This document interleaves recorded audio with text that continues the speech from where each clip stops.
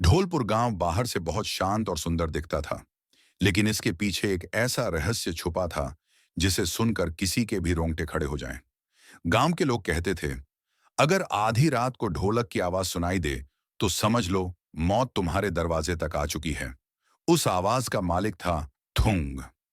कोई नहीं जानता था वो इंसान है या प्रेत। उसका चेहरा हमेशा एक डरावनी मुस्कान से भरा रहता।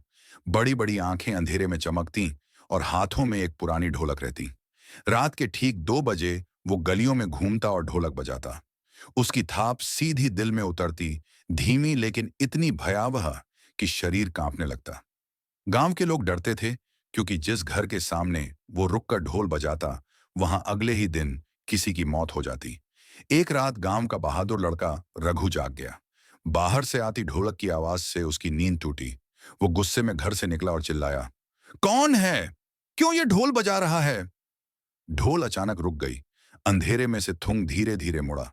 रघु ने देखा, उसके चेहरे से इंसानी आवाज नहीं, बल्कि सैकड़ों चीखें निकल रही थीं। और तभी बिना छुए ढोल खुद बजने लगी। अगले दिन गांव में रघु कहीं नहीं मिला। लोग और ज्यादा डर गए। अब कोई भी 2 बजे बाहर नहीं निकलता था। लेकिन रघु की बहन गौरी चुप नहीं बैठी।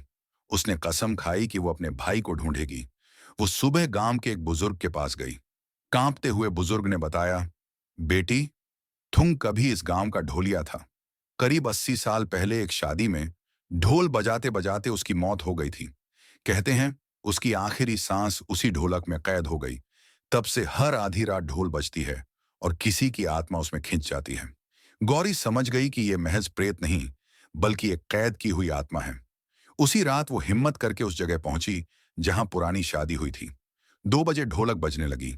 अंधेरे में उसने देखा थुंग नाच रहा था और ढोलक जोर जोर से अपने आप बज रही थी। गौरी ने चीख कर पूछा, मेरा भाई कहाँ है? अचानक ढोल की थाप बंद हुई। एक सन्नाटा छा गया। तभी ढोल से एक चीख निकली और रघु बाहर आया। लेकिन उसकी आंखें अब लाल थीं, चेहरा विकृत और मुस्कान वैसी ही थी जैसी थुंग की। उसने धीरे से कहा, दीदी, अब मैं भी ढोलक का हिस्सा हूं और अगला नंबर तुम्हारा है। गौरी के हाथ पांव सुन्न हो गए। उसकी चीख रात के अंधेरे में गुम हो गई और ढोल की थाप फिर से गूंज उठी। क्या चाहो कि मैं इस कहानी का पार्ट 2 भी लिखूं, जिसमें असली राज खुले कि थुंग सच में हादसे से मरा था या किसी ने उसकी बलि दी थी?